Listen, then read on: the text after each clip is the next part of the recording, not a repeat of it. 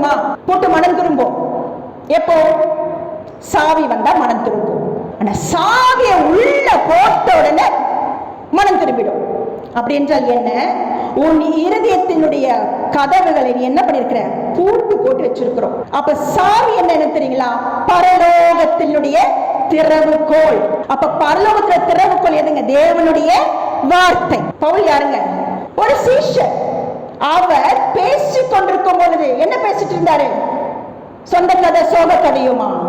இல்ல, தேவனுடைய வார்த்தைகள் பேசும்பொழுது லீதியாள் என்ற ஒரு ஸ்திரீயுடைய இருதயத்தை கர்த்தர் திறந்தார்.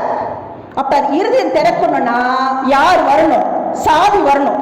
நான் எவ்வளவு நேரம் இங்க நின்று பிரசங்கம் பண்ணாலும் இருதயம் திறக்காது. அது தெரியுமா உங்களுக்கு? திறக்கிறது யாருங்க? கர்த்தர் தான் திறக்க முடியும். நான் கூட பாருங்க, பிரசங்கத்தை கேட்டு நான் மரணம் திரும்பிட முடியுமா? இல்ல, கர்த்தர் திறந்தார் என் இருதயத்தை.